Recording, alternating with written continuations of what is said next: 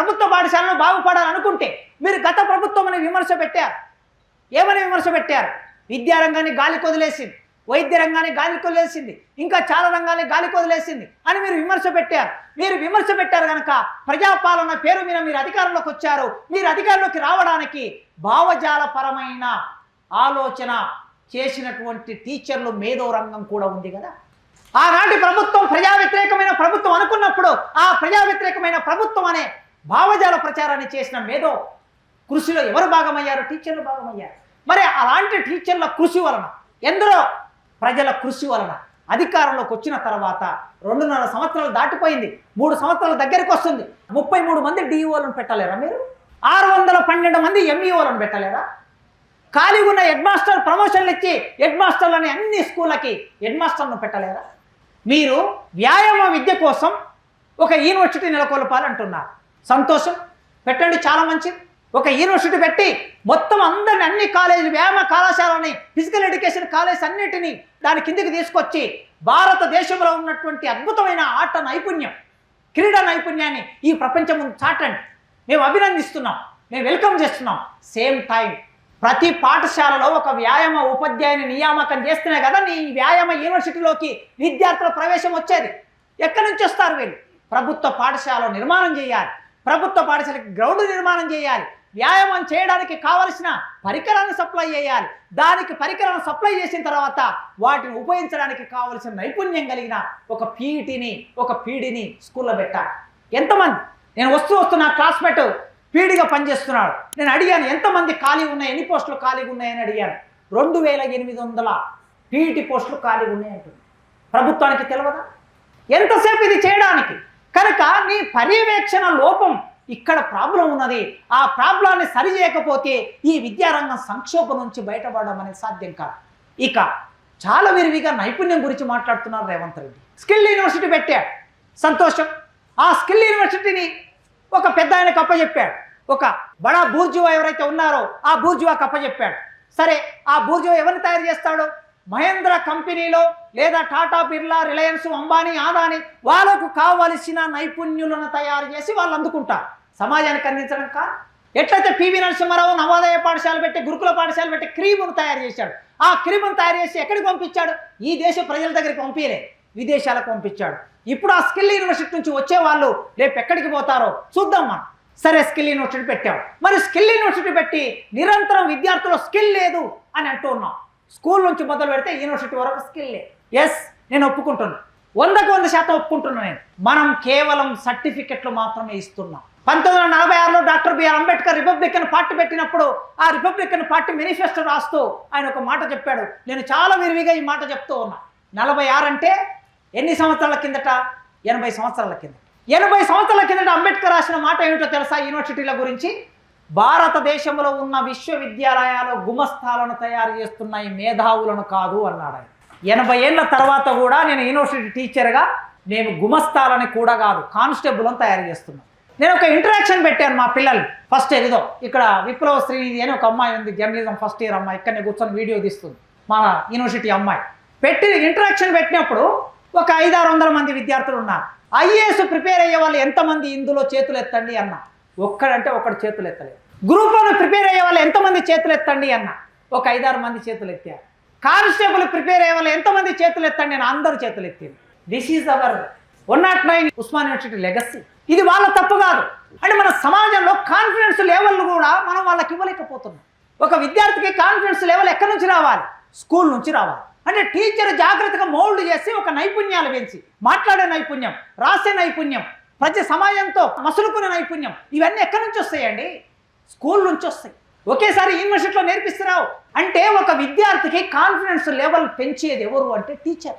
ఇప్పుడు మా యూనివర్సిటీకి వచ్చిన విద్యార్థుల పరిస్థితి ఎందుకు అట్లా ఉంది అంటే, నేను ఐఏఎస్ ఆఫీసర్ని కాగలనా, నేను రాయగలనా, ఇంటర్వ్యూకి వెళ్ళగలనా అనే ఒక సందేహంతో ఒక 10,000 పోస్టులు వస్తాయి. ఏమొస్తాయి? కానిస్టేబుల్ పోస్టులు వస్తాయి కనుక వాటికి ఈజీగా ప్రిపేర్ కావచ్చు అనే ఆలోచన ఉంటుంది. ఆయన నైపుణ్యం నైపుణ్యం నైపుణ్యం అంటాడు. ఈ నైపుణ్యం రావాలంటే మన సమాజపు స్థాయి ఎట్లుంది? ఇప్పుడు నైపుణ్యాన్ని కేవలం టీచర్లు మాత్రం నేర్పగలరా?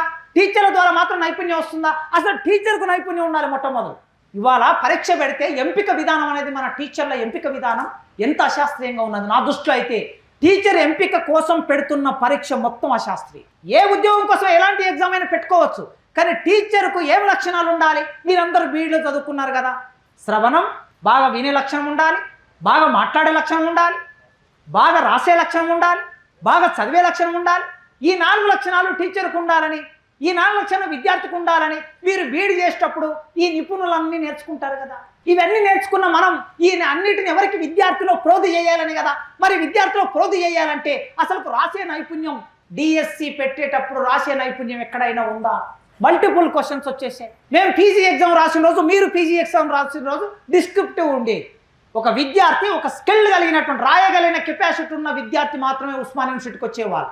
ఇప్పుడు 2000 మల్టిపుల్ క్వశ్చన్లన్నీ బట్టి పడితే ఉస్మాన్ యూనివర్సిటీలో ఏ సబ్జెక్ట్లోనైనా సీట్ వస్తుంది. మీకు రాస్తే సీట్ రాదు, బట్టి పడితే సీట్ వస్తుంది. అన్ని ఎగ్జామ్స్ అట్లే మారిపోయాయి. నెట్ ఎగ్జామ్, సెట్ ఎగ్జామ్, అన్ని ఎగ్జామ్స్ ఇట్లా మారిపోయిన తర్వాత నీ ఎంపిక విధానంలోనే ప్రాబ్లం ఉంది. దాన్ని ఆలోచించకుండా నైపుణ్యం నైపుణ్యం నైపుణ్యం అంటే ఎక్కడి నుంచి నైపుణ్యం వస్తుంది? అందుకే ఆ నైపుణ్యాన్ని రూపొందించే ప్రోధి చేసే నేను ఒక బీఈడీ కాలేజ్ ప్రిన్సిపాల్తో మాట్లాడి వాళ్ళ పొద్దున, సార్ తెలంగాణలో ప్రభుత్వ బీఈడీ కాలేజీలు ఎన్ని ఉన్నాయి అని అడిగారు. సార్ 3 ఉన్నాయని చెప్పాడు. ఒకటి నాగరం సాగర్లో, ఒకటి వరంగల్లో, ఇంకొకటి మాసప్ ట్యాంకులో. ఇంత పెద్ద తెలంగాణ రాష్ట్రానికి ప్రభుత్వ బీఈడీ కాలేజీలు 3 అంటే 3. నేను అడిగాను, ఇందులో పర్మనెంట్ ప్రొఫెసర్లు ఎంతమంది ఉన్నారు సార్ అని. ఒక్క ప్రొఫెసర్ కూడా పర్మనెంట్ లేరు.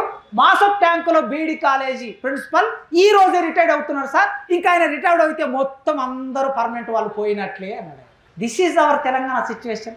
రేవంత్ రెడ్డి గారు, నేను ఈ సభ నుంచి టీపీటీఎఫ్ అనే ఒక గొప్ప చరిత్ర కలిగిన, ఒక గొప్ప లెగసీ కలిగిన ఉపాధ్యాయ సంఘం వేదిక నుంచి మీకు రిక్వెస్ట్ చేస్తున్నా. నేను డిమాండ్ అంటే నువ్వు బాధపడతావేమో, రిక్వెస్టే చేస్తున్నా, విన్నపమే చేస్తున్నా. విను, బీఈడీ కాలేజీల్లో పర్మనెంట్ ప్రొఫెసర్లు లేరు.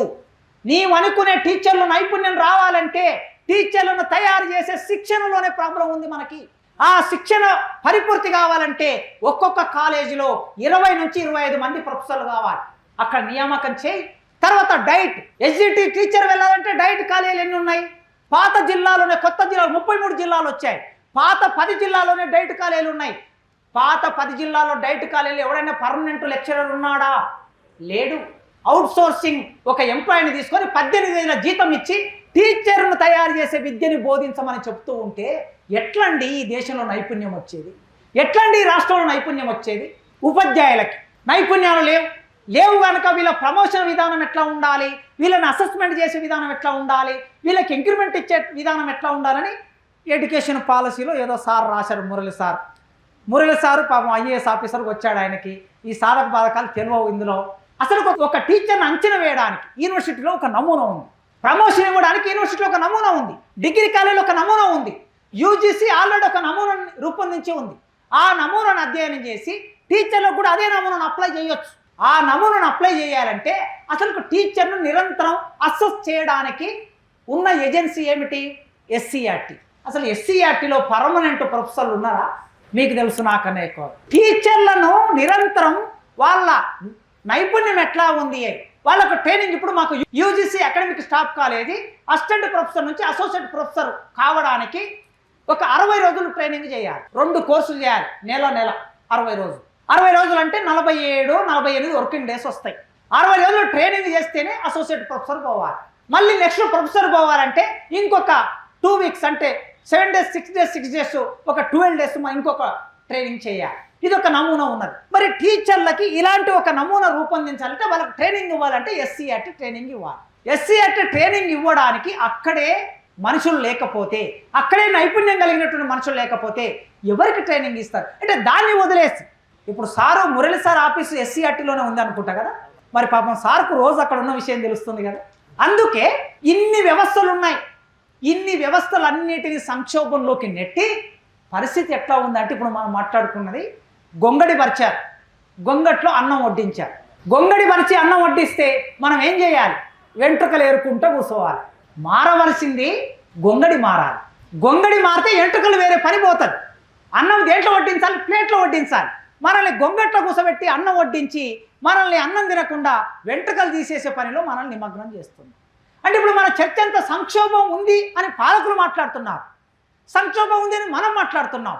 సంక్షోభం ఉందని ఐఏఎస్ ఆఫీసర్ మాట్లాడుతున్నారు. మరి ఈ సంక్షోభాన్ని తీర్చడం ఎట్లా? పాలసీ ఏమిటి? పాలసీ ఈ రాష్ట్రానికి ప్రభుత్వానికి ఏముంది అనేది ఆలోచించాలి. అట్లా మనం ఆలోచించినప్పుడు ఇన్ని సమస్యల పరిష్కారం కావాలి. ఈ సమస్యల పరిష్కారం కాకుండా మనం తెలంగాణలో ఉన్న విద్యారంగాన్ని మళ్ళీ పునరుత్థానంలోకి తీసుకురావటం, శిఖరాగ్ర స్థాయికి తీసుకురావటం.